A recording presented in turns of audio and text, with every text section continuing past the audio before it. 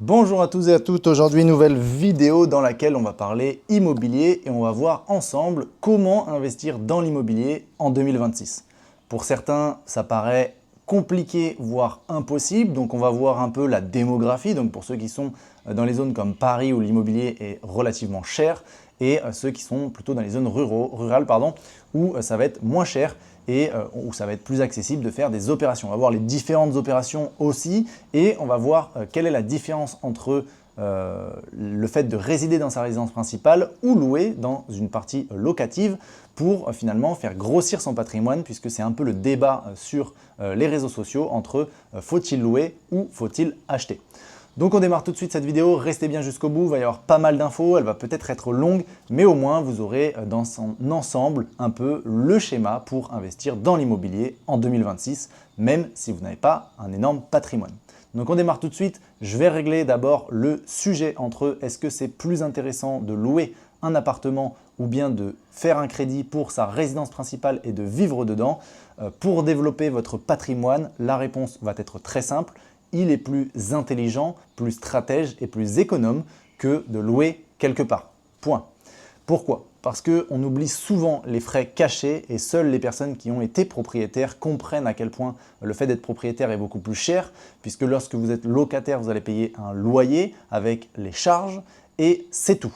Alors que lorsque vous êtes dans une résidence principale, aussi lorsque vous êtes locataire, vous allez choisir quelque chose d'utile, d'accord? Vous allez rarement choisir quelque chose de super confort dans lequel vous voulez vous installer 20 ans. Ça va souvent être des solutions court terme ou moyen terme. Et lorsque vous êtes dans une résidence principale, vu que vous allez y résider, vous allez avoir des dépenses, ce qu'on dit cachées, puisque vous n'allez pas compter les charges qui vont être les charges de copro, donc avec le syndic, ce qui va être pour le nettoyage, puisque comme c'est votre maison, vous allez passer votre temps à la nettoyer. Vous allez essayer de la meubler de manière la plus, pas efficiente, mais la plus jolie, la plus structurée. Vous allez la remplir finalement de choses qui ne sont pas utiles, mais qui va finalement améliorer votre confort ou votre plaisir au niveau des yeux, puisque vous allez avoir une chambre de couleur, etc., etc. Donc ça, et puis vous allez prendre souvent des maisons ou des appartements qui sont plus grands que ce dont vous avez besoin à court et moyen terme pour développer votre patrimoine. Donc résultat, ce n'est pas rentable d'un point de vue comptable. Vous allez finalement vous appauvrir à effectuer une opération comme celle-ci. En revanche, il y a une petite parenthèse, c'est les personnes qui vont faire une résidence principale mais qui vont louer la partie du bas. Si vous êtes sur un achat d'une maison par exemple qui est sur 2 étages, vous pouvez faire en sorte de résider dans la partie du haut et louer la partie du bas. Alors là, il y aura une différence, ou bien si vous avez des chambres dans des appartements par exemple de 5 chambres ou autres avec des configurations voilà, comme celle-ci, vous pouvez très bien faire ce qu'on appelle de la chambre chez l'habitant, c'est-à-dire louer une chambre avec des espaces communs et ça va vous permettre de résider tout en faisant un petit calcul de rentabilité et en essayant d'optimiser un peu votre partie qui sera celle du crédit. Donc, à part cette petite parenthèse, la résidence principale n'est pas intéressante et aujourd'hui, on va se concentrer pour les personnes qui veulent finalement faire grossir le patrimoine de manière un peu efficiente et donc, vous allez louer, mais vous allez acheter pour ensuite vous-même mettre votre appartement ou votre maison en location. Dans la partie de comment faire de l'immobilier, on va voir aussi ça ensemble.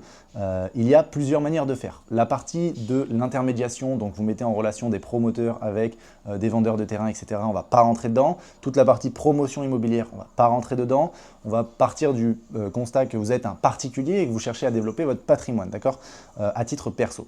Vous avez 2 manières de faire de l'immobilier. Il y a lorsque vous allez acheter donc un appartement ou une maison, vous allez soit penser patrimoine, soit vous allez penser cash flow. Il n'y a que ces 2 sources. Soit vous allez acheter un bien avec un objectif patrimonial. Le but, ça va être de prendre de la plus-value sur ce bien. Dans ce cas-là, si vous jouez la plus-value du bien, vous n'allez pas chercher à effectuer ce qu'on appelle du cash flow et qu'on verra après, c'est-à-dire de dépasser vos mensualités de crédit par l'apport de cash par les locataires que vous allez mettre en place, mais bel et bien le fait d'avoir un bien que vous allez pouvoir revendre plus cher. Je ne sais plus si c'est d'actualité, je n'ai pas vérifié avant de faire la vidéo, mais il y a quelques années, c'était encore le cas. Vous pouvez acheter acheter un appartement ou une maison, vous mettre en résidence principale, c'est-à-dire résider dedans, et la revendre sans plus-value, sans imposition sur vos plus-values tous les 4 ans. Je ne sais pas si c'est toujours d'actualité. En revanche, vous pouvez faire au moins, si vous n'avez jamais investi dans l'immobilier, pour faire un petit billet de départ, vous pouvez très bien faire une première opération d'achat-revente. D'accord? Vous allez acheter une résidence que vous allez donc plutôt moche, avec énormément de travaux, vous allez la retaper, vous allez essayer de l'optimiser et vous allez essayer de la revendre assez rapidement. Le but va être de dégager finalement une plus-value et effectivement, si vous êtes en résidence principale, vous n'allez pas payer d'impôt sur celle-ci. Attention à ne pas répéter l'opération donc tous les ans puisque vous allez pouvoir être reconsidéré comme étant un marchand de biens qui l'effectue en nom propre et donc vous allez vous faire aligner. Donc ce n'est pas ce qu'on recommande évidemment. Donc à voir s'il y a toujours la spécificité sur tous les 4 ans, vous pouvez le faire ou non. Auquel cas, vous n'avez jamais investi dans l'immobilier, vous pouvez démarrer par ça, puisqu'on ne viendra pas vous faire chier. Vous allez juste revendre votre résidence principale et vous allez sortir un petit billet. À partir de ce petit billet, vous allez pouvoir réinvestir. Si vous ne faites pas ça, eh bien, vous pouvez faire donc, ce qu'on vient de dire, c'est la partie patrimoniale. La partie patrimoniale, ça va être d'acheter dans des beaux emplacements, d'accord, pour finalement jouer à terme sur une plus-value.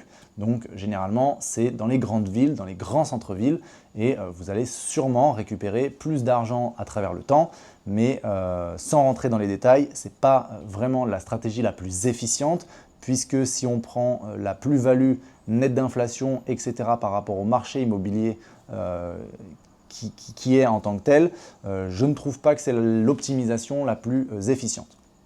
En revanche, il y a une deuxième partie, c'est la partie à cash flow. Donc ce qu'on vient d'expliquer juste avant, c'est que vous allez avoir par exemple 1 000 € de crédit parce que vous avez acheté un appartement et vous allez mettre en place des locataires et ces locataires par exemple vont vous verser 1 500 €. Et bien la différence entre les 1 000 de crédit et les 1 500 de loyer, c'est les 500 et les 500 deviendront donc un cash flow, un cash supplémentaire qui va vous permettre d'être utilisé soit dans votre vie courante pour les charges, les frais, la nourriture, etc. soit tout simplement va être utilisé comme leverage pour finalement réinvestir et vous verrez, donc je ferai une autre vidéo sur la partie plutôt comptable d'un dossier bancaire, donc comment monter un dossier bancaire pour finalement aller voir les banques et effectuer une opération immobilière. Puisque j'ai beaucoup d'amis qui, quand je vois leur dossier bancaire, il est catastrophique. Il y a beaucoup de personnes qui disent « je ne comprends pas, j'ai pris 6 refus dans la tête par 6 banques différentes ». Oui, déjà, ça se passe au niveau de votre dossier bancaire. S'il est éclaté, c'est presque normal, si je puis dire, qu'il soit refusé. Donc on verra dans une autre vidéo comment optimiser son dossier bancaire, comment faire en sorte qu'il soit accepté et vous verrez qu'il y a des petits tips pour pouvoir justifier un certain boost de rentabilité. Vous verrez, il y a pas mal de choses à faire pour que votre dossier soit accepté. Et donc, pour en revenir à votre cash flow, lorsque vous avez un cash flow, cette opération dans votre dossier bancaire, vous allez la mentionner et aux yeux du banquier, ça va finalement changer votre taux d'endettement. On ne va pas rentrer sur les schémas de société puisque vous pouvez aussi investir non pas en nom propre mais via des sociétés comme des SCI pour la plus connue ou même des SAS en fonction de si vous voulez faire du commercial ou non puisque vous pouvez faire des chambres d'hôtes, vous pouvez faire de la courte durée, du saisonnier, etc. Vous pouvez louer d'énormément de façons. Vous pouvez faire aussi des biens atypiques, c'est-à-dire acheter un appartement, choisir une thématique par exemple et finalement en faire une location atypique. Donc par exemple, si vous avez été à Bali et que finalement les biens à Bali, vous avez vu un peu l'architecture balinaise, vous savez à quoi ça correspond, eh bien vous mettez ça en France et finalement les gens vont être curieux de louer un appartement avec la structure balinaise et donc vous allez pouvoir louer plus cher cette expérience finalement entre guillemets dite de Bali. Donc ça c'était pour un exemple de bien atypique et donc vous allez pouvoir effectuer ces opérations-là, peu importe comment vous les sélectionnez, ce que vous avez envie de faire, mais globalement, vous allez pouvoir investir dans l'immobilier de différentes manières. Aujourd'hui, si vous êtes au SMIC, si vous touchez 1 500 € de salaire à peu près, c'est plutôt compliqué, c'est vrai, mais ce n'est pas impossible. Évidemment, il va falloir taper des zones en dehors des villes, des grandes villes, puisque le mètre carré a explosé. Il y a des villes qui ne sont même pas accessibles pour ceux qui gagnent 2 000 ou 2 500 par mois. Donc évidemment, à vous de rentrer dans ces règles pour finalement vous extirper de ça et aller chercher des opérations qui vont être peut-être plus intéressantes pour vous en fonction de votre situation. Par rapport à ça, donc comment finalement trouver un bien qui va pouvoir vous permettre une opération? N'attendez pas de chercher l'opération du siècle. Vous ne l'obtiendrez jamais. C'est à vous de faire en sorte qu'un bien devienne quelque chose de bien. Lorsque vous allez faire vos recherches, donc finalement, ce serait plutôt de rechercher via Le Bon Coin, via Se Loger, mais pas que, d'accord ? 80% des gens vont utiliser uniquement ces plateformes pour faire leurs recherches d'appartements. Vous n'avez pas que ce système-là. Il y a ce qu'on appelle au niveau des agences immobilières le off-market, c'est-à-dire quand un appartement vient dans une agence, en exclusivité ou non, l'agent immobilier en charge de cet appartement ou cette maison va envoyer ça avant même de le mettre sur le site à ses différents clients qui sont potentiellement les futurs acheteurs les plus rapides. D'accord ? Donc ce que je conseillerais, c'est de faire le tour de toutes vos agences immobilières de votre région pour vous mettre finalement sur cette liste en mentionnant, d'accord ? N'hésitez pas à leur mentir puisque ça reste des personnes qui sont commissionnées, ça reste des commerciaux, ils n'en ont rien à faire de vous et vous devez faire la même chose, d'accord ? Ne prenez pas à cœur ce qu'ils vont vous dire. Souvent, les agents immobiliers, en tout cas de ma propre expérience, c'était des personnes vraiment à l'ouest complètement. C'est pour ça que je déteste l'immobilier parce qu'il y a trop d'intermédiaires entre les banquiers, les agents immobiliers, les artisans, les notaires, etc. Trop de personnes incompétentes qui ne servent à rien, mais c'est comme ça que le système est fait. Ils vont récupérer facilement la majorité des biens sur le marché, donc ne vous les mettez pas non plus à dos et faites le tour de vos agences. Mentionnez-vous en tant que personne qui voulait acheter un appartement, plutôt en résidence principale, comme ça eux vont savoir qu'au vu de la banque, ça va être plutôt accepté relativement facilement et comme ça vous êtes sûr de pouvoir avoir des biens qui rentrent sur votre WhatsApp ou votre mail relativement facilement et assez vite surtout. Parce que ne faut pas croire, mais vous êtes nombreux à faire les mêmes recherches, à effectuer les mêmes demandes de crédit, etc. Donc surtout, il ne faut pas se précipiter, mais il faut quand même savoir saisir ce qui va pouvoir être possible de faire ou non. Donc ce serait la première étape de finalement rechercher votre appartement en vous mettant sur toutes les listes des agences immobilières, en scrutant les petites annonces et en vous déplaçant, d'accord ? Le fait d'envoyer un mail, ça ne va pas être forcément convaincant pour l'agent qui est derrière son ordi. N'hésitez pas à vous déplacer, à bien vous habiller, etc. Montrer voilà, une situation et ça va vous permettre finalement de mettre en confiance par rapport à l'agent et l'agent va finalement être plus enclin à vous envoyer les nouvelles offres entrantes. Après ceci, il va falloir donc, comme on a dit, chercher des biens qui sont en dehors des extrémités, à l'extrémité des grandes villes pour pouvoir avoir un peu plus de rentabilité, un peu plus de levier d'action sur l'opportunité de votre achat. D'accord ? C'est sûr que si vous êtes à Paris 17, pour aller faire une opération qui va lâcher 8 à 10% de rentabilité, eh bien accrochez-vous, d'accord ? À moins que le mec est prêt à le vendre à 100 000 €, compliqué. Donc, n'hésitez pas à faire vos 2 heures de route. Attention à ne pas dépasser 2 heures de route parce que même si vous pensez que 2 heures de route c'est quand même assez proche, ça reste assez relou, surtout que l'immobilier entre guillemets ce n'est pas passif, d'accord ? Il faut enlever ça de sa tête, ça reste quand même un revenu que vous allez tirer de votre activité, pardon. Vous allez devoir vous déplacer, il suffit qu'il y ait un problème avec un locataire et c'est à vous de vous en occuper. Vous ne pourrez pas tout déléguer, surtout au début, puisque vous êtes en quête de rentabilité et non pas de passivité. D'accord ? Donc, cherchez pas des appartements qui sont trop loin. Si c'est trop loin et que c'est déjà, pour moi, 1 heure de route, c'est déjà… Je ne me déplace pas à 1 heure de route, mais certains peuvent être prêts à faire 2 heures de route. Donc, n'hésitez pas. Par contre, 2 heures de route, ça commence à être très très long puisqu'il faut compter le retour, donc ça fait 4 heures. Et si vous devez faire 4 heures de route par semaine, eh bien c'est du temps que vous n'aurez pas avec votre famille, c'est du temps que vous n'aurez pas à faire des heures supplémentaires pour aller chercher peut-être un billet supplémentaire, etc., etc. À partir de là, lorsque vous allez avoir votre bien, que vous allez le trouver, eh bien, vous allez commencer à faire votre dossier bancaire. Ça va être la première chose. Vous allez commencer à regarder si financièrement, déjà, c'est possible de faire quelque chose avec ce bien.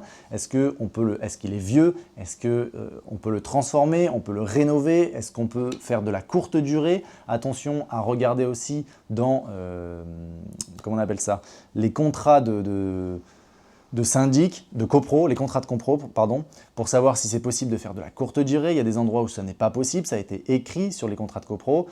Et donc, si vous le faites, vous risquez à avoir le syndic qui toque tous les matins. Donc, il y a quelques petites choses à regarder. Mais auquel cas, si vous avez trouvé le bien, essayez de faire en sorte que votre appartement, vous allez, entre guillemets, lui apporter une plus-value directement une fois que vous allez finir les travaux ou même à l'achat.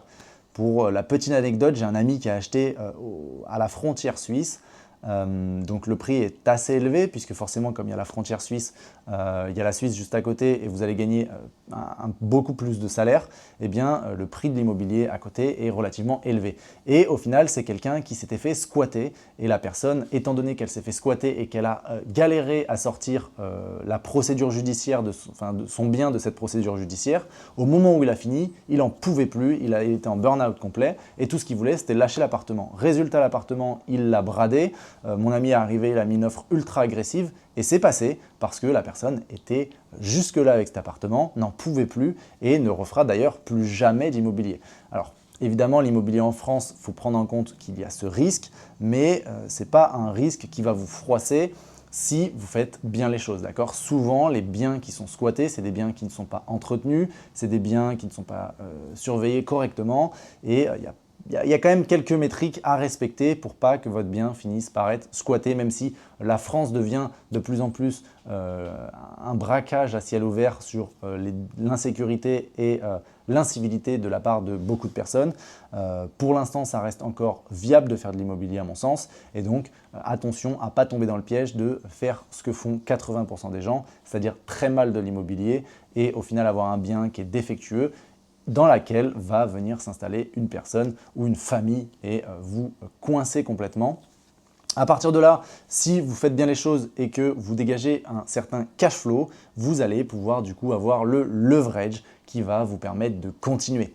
Et lorsque l'on va continuer, on va répéter les opérations et disons que vous allez faire une opération par an, ce qui est déjà pas mal. Vous pouvez aller beaucoup plus vite, on est d'accord. Vous pouvez faire plusieurs opérations en même temps puisque lorsque la banque va vous demander si vous avez des crédits en cours, la réponse va être non de manière véridique et elle ne saura pas qu'à côté vous avez fait une autre opération et que vous avez levé auprès d'une autre banque et donc vous pouvez multiplier comme ça et accélérer beaucoup plus votre croissance patrimoniale, mais attention à ne pas tomber dans la surcroissance, c'est-à-dire de faire 3 opérations par exemple en même temps et de ne pas être capable d'assumer parce que de base vous avez un petit salaire. S'il y a un pépin derrière, c'est vous qui allez manger tous les risques associés. Donc attention à ne pas faire trop de leverage, ça s'apparenterait à faire comme du trading en bourse, c'est la même chose. Attention, essayez de manager vraiment votre levier au niveau des banques et de ce que vous faites. Et pour ceux qui se demandent si le crédit à 100%, à 110% pardon, est toujours d'actualité, il n'y a même pas 2 mois, j'ai un ami qui a levé à 110% sur un bien à 380, donc c'est encore faisable. Maintenant, si vous avez un peu de cash qui dort, n'hésitez pas, attention, je dis bien un peu de cash qui dort, c'est-à-dire que si vous avez 50 000 de côté, je ne vous dis pas de mettre les 50 000 en apport. Par contre, n'hésitez pas à mettre potentiellement 25 000 d'apport sur un bien, disons à 100 000 ou autre. Pourquoi? Parce que si vous n'êtes pas, vous n'acceptez pas ce risque-là que d'investir votre argent en bourse ou autre et que vous avez peur, n'hésitez pas à le cloîtrer dans votre apport. Pourquoi? Parce qu'au lieu de faire dormir votre cash et de le faire dévaluer chaque année avec l'inflation, eh bien, il va être à contribution de votre rentabilité puisque ce que vous allez mettre en apport, c'est ce que vous allez permettre à votre cash flow derrière.